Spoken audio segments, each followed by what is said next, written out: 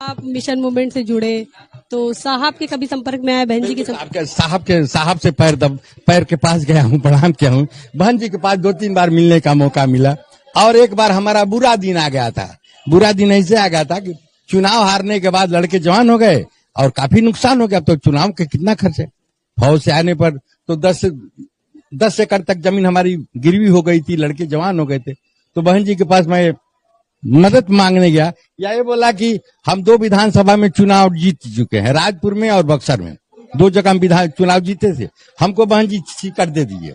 तो बहन जी हंस के बोली कि जुआ जब खेलता है ना, हार जाता है तो कहता है अब लगाऊं तो जीत जाऊं, अभी तुम 5 साल तैयार हो जाओ, अगली बार सोचा जाएगा। तो मैंने बोला कि बहन जी तो हमारे बच्चों का क्या होगा?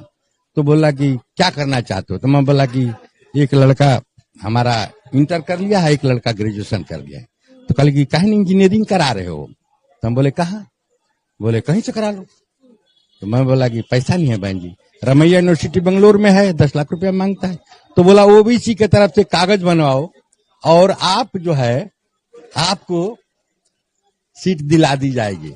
तो हमारे लड़के को बहन जी के आशीर्वाद से रमैया यूनिवर्सिटी में जगह मिला और आज वो हमारा लड़का साइंटिस्ट है, 4.5 लाख रुपया उसका वेतन है, 1.5 लाख रुपया हर महीने का टैक्स देता है। तो पार्लियामेंट में तो मैं नहीं पहुंचा, वो हारने के बाद की क्रिया है। चुनाव हार गए तो बहन जी के पास हम अपना दुख लेके गए थे कि मैं बड़ा बुरा कंडीशन में फंस। लड़का साइंटिस्ट, आज साइंटिस्ट है। बहन जी का आशीर्वाद प्राप्त हुआ है? हाँ बिल्कुल बहुत, तभी तो लड़का हुआ।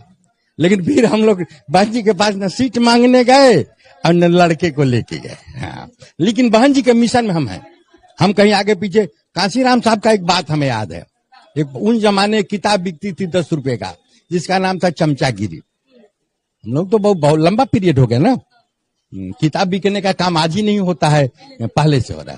तो हम खरीदते तो उस समय था कि चमचागिरी, तो इससे हम बड़ा नफरत करते हैं। हम फौजी आदमी हैं, नहीं कहीं जाके दौड़ दौड़ के ऐसा उतार नहीं कर पाते हैं। और साहब के अनुयायी है बहन जी के?